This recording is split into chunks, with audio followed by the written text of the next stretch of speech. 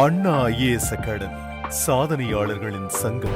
மக்களே, மாணவ நண்பர்களே, அனைவருக்கும் வணக்கம். நான் உங்கள் பொன்வேல் பாண்டியன், நடப்பு நிகழ்வுகள் ஆசிரியர்.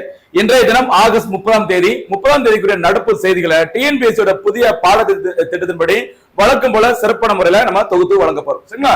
சமீப காலங்கள்ல டிஎன்பிஎஸ்சில சில கேள்விகள் பாத்தீங்கன்னா எப்படி கேட்கறாங்க அப்படின்னு சொல்லி பாத்தீங்கன்னா, நடப்பு செய்திகள், அந்த நடப்பு செய்திகள் தொடர்புடைய சப்ஜெக்ட், அந்த சப்ஜெக்ட் தொடர்புடைய ஸ்ட்ராட்டஜிக்கு இப்படிதான் சேர்த்து ஒரே கேள்வியில ஒரு 3-4 ஸ்டேட்மெண்டா ஒரே எக்ஸாம்ல கேக்குறாங்க. சரிங்களா?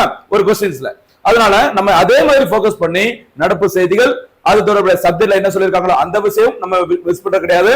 அதே மாதிரி அது தொடர்புடைய ஸ்ட்ராட்டஜிக்கு அதையும் விடாம மொத்தமா ஒரே ஏரியாவில நம்ம தொகுத்து டெய்லி கொடுத்துட்டு இருக்கோம். சரியா? அதனால மிஸ் பண்ணாம அந்த வீடியோ ஃபுல்லா பாருங்க. அதே மாதிரி நடுவுல சில போனஸ் கேள்விகளும் இறுதியாக சூப்பர் 6 கேள்விகளும் கேட்டுட்டு இருக்கோம். அதனால வீடியோவை ஒரு செகண்ட் கூட வேஸ்ட் பண்ணாம ஃபுல்லா பார்த்துட்டு இறுதியா கேட்கிற கேள்விகள், நடுவுல கேட்கிற கேள்விகளுக்கு சிறப்பான முறையில பதில் சொல்லுங்க. கண்டிப்பா சொல்றேன், அந்த கரண்ட் அஃபேர்ஸ் அப்படிங்கிறது வர்ற தேர்வுல எந்த தேர்வு இருந்தாலும் சரி, அதுல கண்டிப்பா டிசைடிங் ஃபேக்டரா இருக்கும். அதனால மிஸ் பண்ணாம வீடியோவை ஃபுல்லா தினந்தோறும் பார்க்கணும். அதுதான் ஒரு சிறப்பா இருக்கும். கவனமாக ஆரம்பிக்கலாமா? இன்றைய தினம் ஆகஸ்ட் 30 நடப்பு செய்திகள். ஃபர்ஸ்ட் பாயிண்ட் பாருங்க, ரொம்ப முக்கியமான ஒரு பாயிண்ட்மா. நியமனங்கள் தொடர்பு ஒன்று பார்க்கிறோம். சரி, நியமனங்கள். IMF அமைப்பின் புதிய நிர்வாக இயக்குனர். சரியா? IMF அமைப்பின் புதிய நிர்வாக இயக்குனராக சமீபத்தில் ஒரு நபரை தேர்ந்தெடுக்கிறாங்க. அவங்க யாரு, இதுக்கு முன்னாடி அவங்க எந்த பதவியில இருந்தாங்க அப்படிங்கறத பாத்துக்கோங்க. சரியா? பாருங்க, உர்ஜித் பட்டேல் IMF அமைப்பின் புதிய நிர்வாக இயக்குனர், மேனேஜிங் டைரக்டராக சமீபத்தில் இந்தியாவின் சார்பில் தேர்ந்தெடுக்கப்பட்டவர் உர்ஜித் பட்டேல் அவர்கள். IMF அமைப்பின் நிர்வாக இயக்குனராக யார் இருக்கிறாங்களோ அவங்களுக்கான பதவி காலம் 3 ஆண்டுகளாக இருக்கும். சரிங்களா? ஓகே. இதுக்கு முன்னாடி உர்ஜித் பட்டேல் அவர்கள் பார்த்தீங்கன்னா RBIயின் முன்னாள் ஆளுநராக, அதாவது 2016ஆம் ஆண்டு முதல் 2018 வரைக்கும் இந்திய ரிசர்வ் வங்கியின் கவர்னராக பதவி வகித்தவர். சரியா? இந்த இடத்துல ஒரு போனஸ் கேள்வி கேட்கணுமா? ஆரம்பத்திலே உர்ஜித் பட்டேல் அவர்கள் இந்திய ரிசர்வ் வங்கியின் எத்தனையாவது ஆளுநர்? முடிஞ்சா தற்போது ஆர்பிஐயோட கவர்னரா யார் இருக்காங்க அதையும் சொல்லிட்டீங்கன்னா கூடுதல் சிறப்பா இருக்கும். சரிங்களா? ஆர்பிஐ கவர்னராக 2016 முதல் 2018 வரைக்கும் பதவியில் வைத்தவர் உர்ஜித் பட்டேல் அவர்கள். அவங்கதான் IMF அமைப்பின் புதிய நிர்வாக இயக்குனராக தேர்ந்தெடுக்கப்பட்டிருக்கிறாங்க. சரிங்களா? ஓகே. அடுத்து, இவங்க ஆர்பிஐ கவர்னரா இருக்கும்போது நடுவுல சரிங்களா ரிசைன் பண்ணிட்டு வேலை விட்டுட்டு போனாங்க. சரியா? அதாவது உபரி தொகை பிரச்சனை, ஆர்பிஐயோட உபரி தொகை பிரச்சனை காரணமாக ஆர்பிஐ கவர்னராக இருக்கும் போதே, சரியா, பதவிக்காலம் முடிவதற்கு முன்பாகவே அவங்க தன்னுடைய பதவியை ராஜினாமா செஞ்சுட்டு போயிருந்தாங்க. அவங்க தான் உர்ஜித் பட்டேல் அவர்கள். சரிங்களா? ஓகே.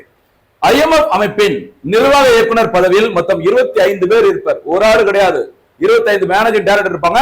அதுல ஒரு ஆளு இந்தியாவை சேர்ந்த உர்ஜித் பட்டேல் அவர்கள், மறக்க கூடாது. சரிங்களா? சரி, இவங்க இந்தியா, இலங்கை, பூட்டான் மற்றும் வங்கதேசம் ஆகிய 4 நாடுகளை கொண்ட குழுவின் சார்பாக உர்ஜித் பட்டேல் நியமிக்கப்பட்டுள்ளார். சார், 4 நாடுகளை கொண்ட குழு, ஒவ்வொரு பகுதியில இருந்தும் ஒவ்வொருத்தங்க, அந்த மாதிரி தான் 25 பேர் மேனேஜிங் டைரக்டரா இருப்பாங்க. அந்த மாதிரி இந்தியா இருக்கிற அந்த குழுவில யாரெல்லாம் மெம்பரா இருப்பாங்க? இந்தியா, இலங்கை, பூட்டான் மற்றும் வங்கதேசம் ஆகிய அண்டை நாடுகள் இருப்பாங்க.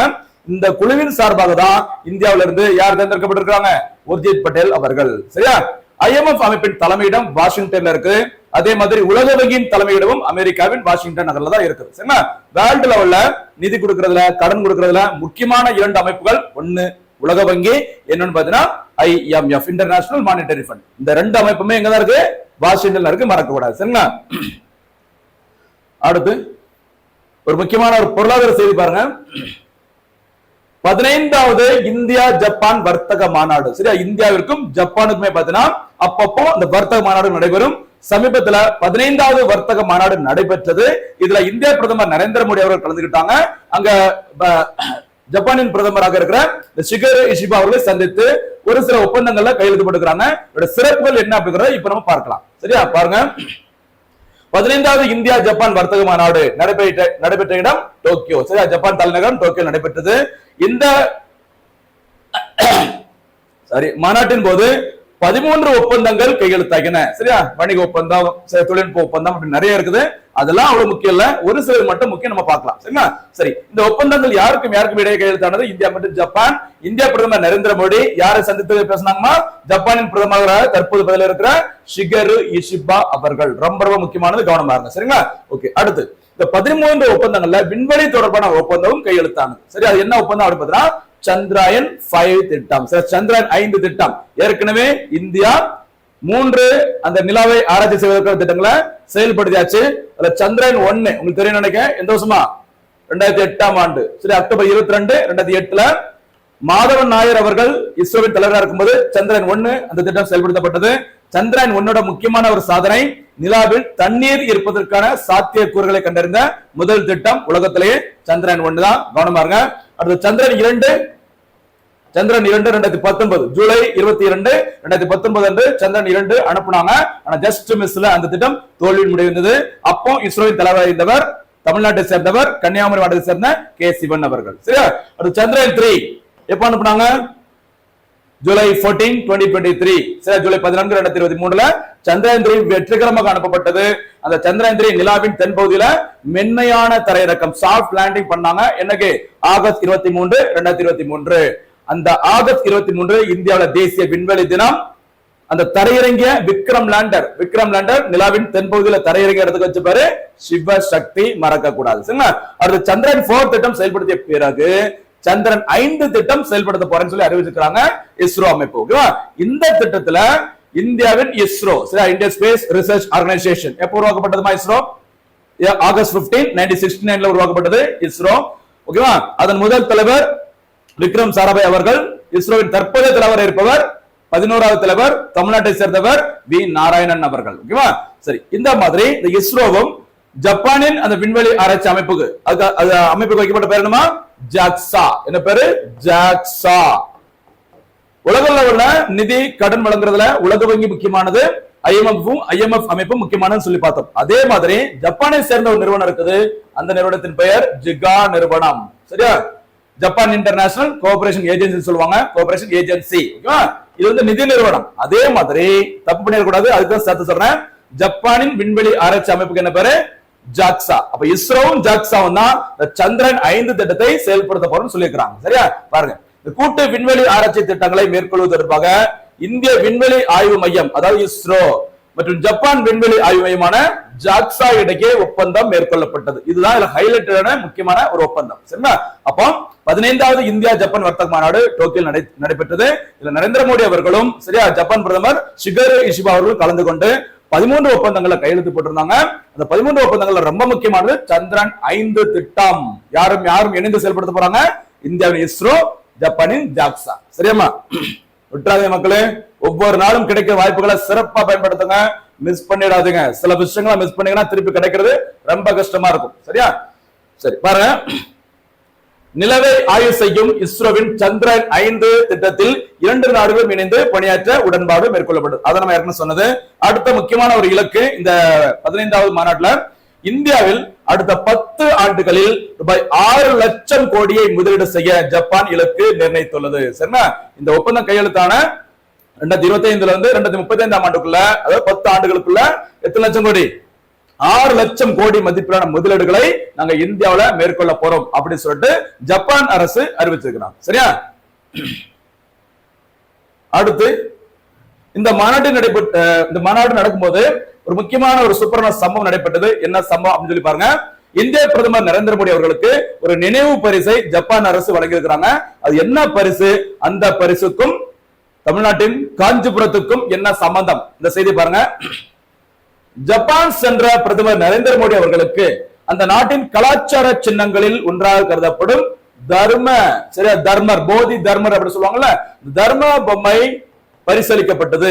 இந்த தர்ம பொம்மையானது ஜப்பான் கலாச்சாரத்தில் ஒரு மங்களகரமாக கருதப்படுகிறது. நம்ம வீட்டுல பாத்தீங்கன்னா ஒரு ஃபங்க்ஷன் எல்லாம் போறதா இருந்தா இந்த மஞ்சள் குங்குமம் எல்லாம் வச்சு வரவேற்பாங்க, எதிர்ப்பு பண்ணுவாங்களா, அந்த மாதிரி ஒரு நினைவு பரிசாக மங்களகரமாக ஒரு பரிசு இந்திய பிரதமர் நரேந்திர மோடி அவர்களுக்கு வழங்கியிருக்கிறாங்க ஜப்பான். அந்த பரிசோட பேரு தர்ம பொம்மை. சரி, தர்ம பொம்மை. இந்த தர்ம பொம்மையானது பாருங்க சிறப்ப தமிழ்நாட்டோட தொடர்புடைய ஒரு நபர் தமிழகத்தின் காஞ்சிபுரத்தில் இருந்து, காஞ்சிபுரம், சரியா, நம்மளோட அண்ணா ஐஏஎஸ் அகாடமி அமைந்துள்ள காஞ்சிபுரத்தில் 1000 ஆண்டுகளுக்கு முன்பு ஜப்பான் சென்றதாக கூறப்படும் இந்திய துறவி தர்ம தைசி என்று ஜப்பானில் அழைக்கப்படும் போதி தர்மரை அடிப்படையாக கொண்டதாக. போதி தர்மர் அந்த சூர்யா படம் ஏழாம் அறிவா, சரி, ஓகே, இந்த 7ஆம் அறிவு படத்துல இந்த போதி தர்மர் அந்த மாதிரி சில கதைகள்லாம் வரல.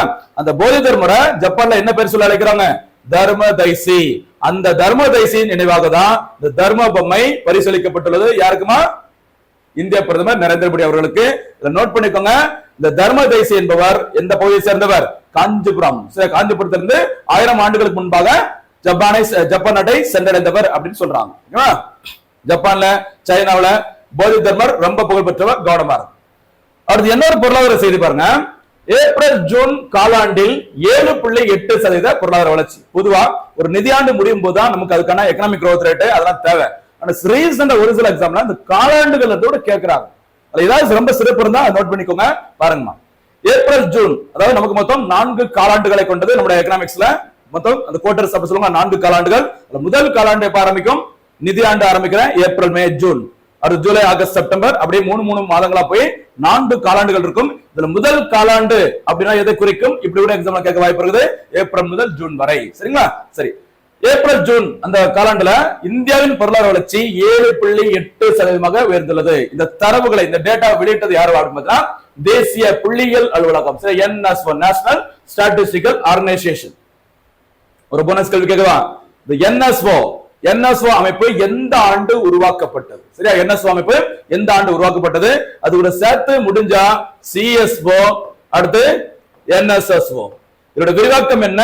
இது எந்த ஆண்டு உருவாக்கப்பட்டது? அதை நீங்க சொல்லிட்டீங்கன்னா சூப்பரா இருக்கும். கவனமா இருங்க.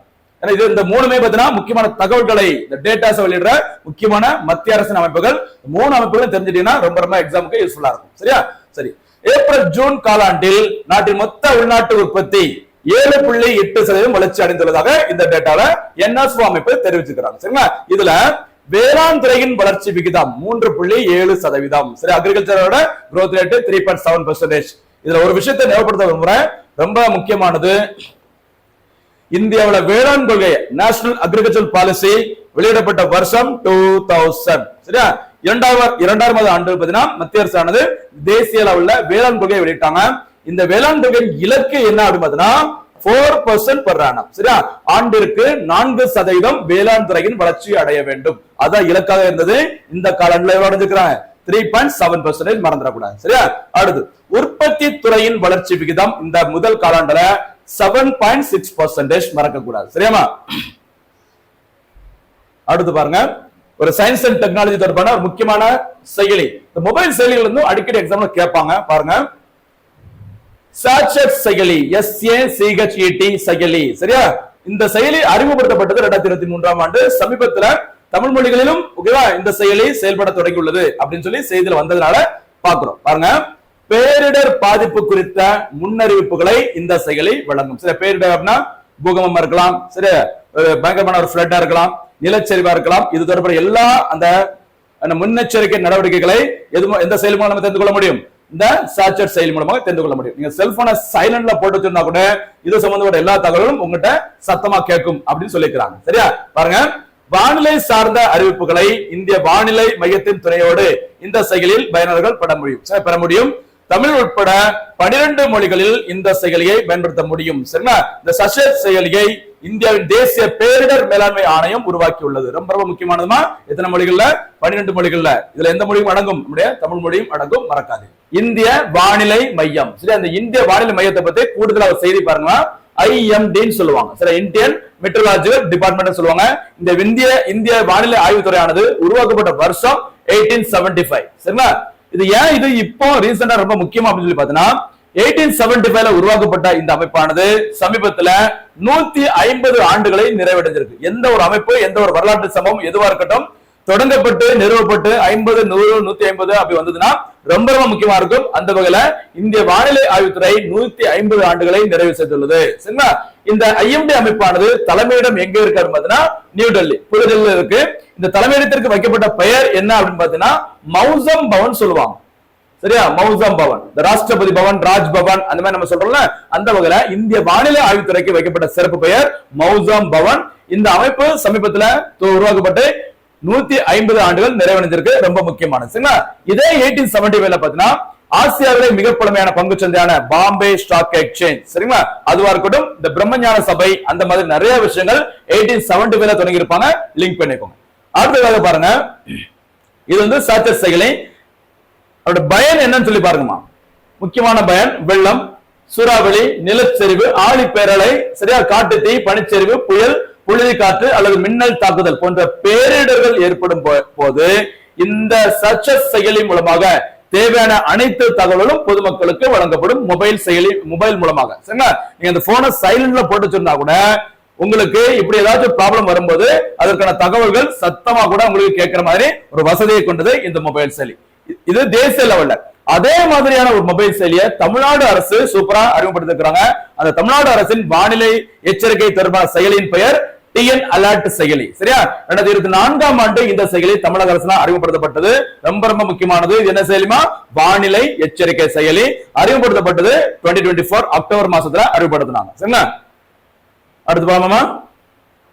அடுத்து தமிழ்நாடு தொடர்பான ஒரு சில செய்திகளை பாருங்க. தமிழ்நாடு கால்நடை இனப்பெருக்க சட்டம் சரியா அறிமுகப்படுத்தப்பட்டது. தமிழ்நாட்டுல சட்டப்பேரவையில் எப்ப தாக்கல் செய்யப்பட்டது அப்படின்னு பாத்தீங்கன்னா 2019ஆம் ஆண்டு முந்தைய ஏடிஎம்கே கவர்மெண்ட் வந்துட்டு ஆட்சியில் இருக்கும்போது 2019ஆம் ஆண்டு தமிழ்நாடு கால்நடை இனப்பெருக்க சட்டம் சட்டப்பேரவையில தாக்கல் செய்யப்பட்டது. சரியா? மசோதாவாக அறிமுகப்படுத்தப்பட்டது. ஓகேவா? அதன் பிறகு சமீபத்துல இப்போ செய்தியில வர்றதுக்கு காரணம் என்ன அப்படின்னா தமிழ்நாடு கால்நடை இனப்பெருக்க விதிகளானது 2025ஆம் ஆண்டு சமீபத்தில் நடைமுறைக்கு வந்துள்ளது. அப்போ அறிமுகம் 19, நடைமுறைக்கு வந்தது 2025. சரி, இந்த சட்டத்துல என்ன சொல்றாங்க அப்படின்னு பாருங்க. முக்கியமான செய்திகள்: பால் உற்பத்தியை அதிகரித்தல், கால்நடைகள் தொடர்பான சேவைகளை ஒழுங்குபடுத்துதல் மற்றும் பூர்வீக இனங்கள்னா பாரம்பரியமாக நம்ம பயன்படுத்தின நாட்டு பசுமாடு இனங்கள், அந்த மாதிரி பூர்வீக இனங்களை பாதுகாக்க வேண்டும் ஆகிய நோக்கங்களோடு கால்நடை இனப்பெருக்கத்தை ஒழுங்குபடுத்த இந்த சட்டம் முயல்கிறது. ரொம்ப ரொம்ப முக்கியமானதா கவனம் பாருங்க. மெயின்ஸ் மாதிரி தேர்வு கூட இது ரொம்ப ரொம்ப முக்கியமானது. அது தமிழ்நாடு அரசின் கொள்கைகள், சட்டங்கள், ஏதாவது விதிகள் அப்படிங்கிற தலைப்புல ஏதாச்சும் வந்துச்சுன்னா நோட் பண்ணிட்டே இருங்க. எந்த ஆண்டு வெளியிடப்பட்டது அப்படின்னு சொன்னா அது பிலிம்ஸ்ல கேட்கலாம். அதோட டீட்டெயிலா கேட்கறதா மெயின்ஸ் கேட்பாங்க. கவனமா இருக்கும். சரியா?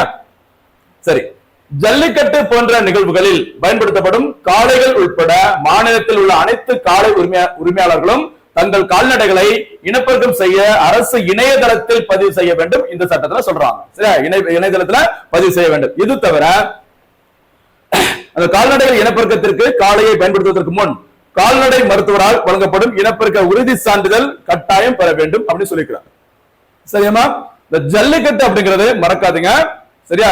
இந்தியாவுல ஜல்லிக்கட்டுக்கு புகழ்பெற்ற மாநிலம் நம்முடைய பாரம்பரிய தமிழ்நாடு தான். ஓகேவா? அதுல ரொம்ப புகழ்பெற்றது அலங்காநல்லூர் ஜல்லிக்கட்டு சொல்லுவாங்கல்ல, அந்த மதுரை அலங்காநல்லூர்ல தான் ஆசியாவிலேயே உலகத்திலேயே முதல் முறையாக அந்த ஜல்லிக்கட்டுக்கான ஒரு சர்வதேச அரங்கம் அமைக்கப்பட்டது இந்த அலங்காநல்லூர்ல தான். அந்த அரங்கம் யாரு பேர்ல உருவாக்கப்பட்டது அப்படின்னு சொல்லி பாத்தீங்கன்னா கலைஞர் நூற்றாண்டு நினைவு ஜல்லிக்கட்டு அரங்கம் அப்படிங்கிற பேர்ல உருவாக்கி இருக்காங்க. ரொம்ப முக்கியமானது. சரிங்களா?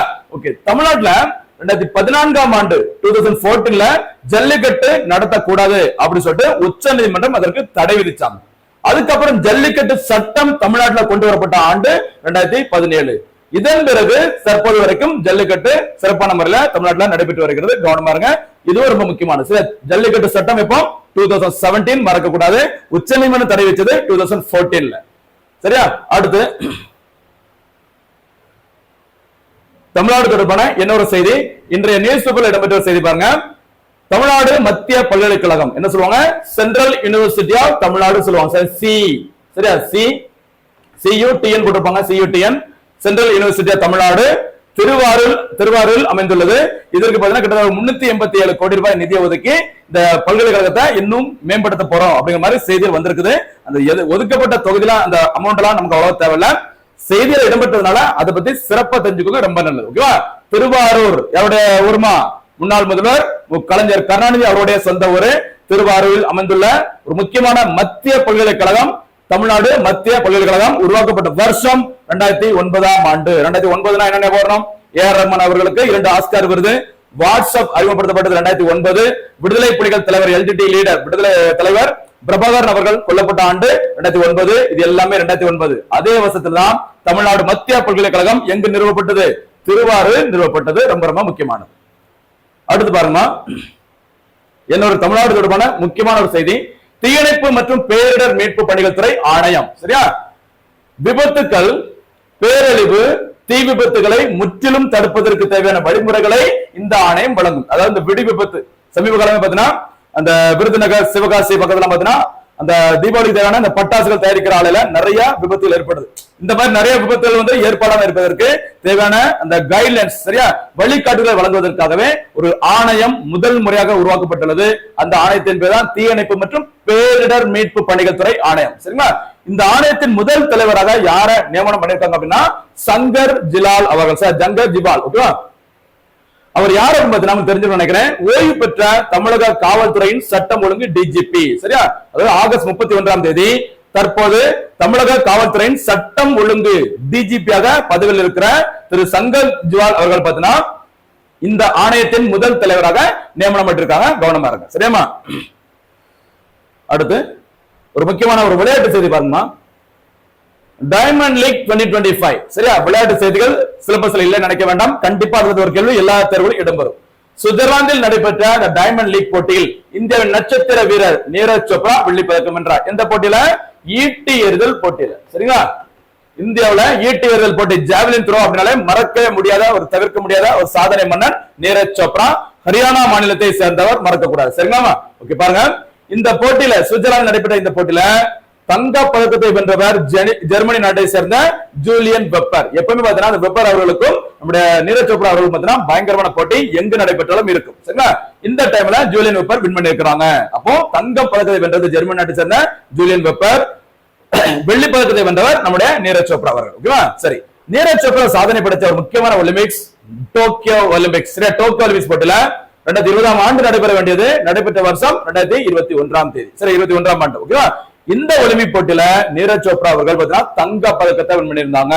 சரியா? இதுல ஜாவலின் த்ரோல வெற்றி பெற்ற நாள் ஆகஸ்ட் 7ஆம் தேதி. இந்த ஆகஸ்ட் 7ஆம் தேதி இந்தியாவுல தேசிய ஈட்டி எறிதல் தினம், மறக்காதீங்க. சரிங்களா?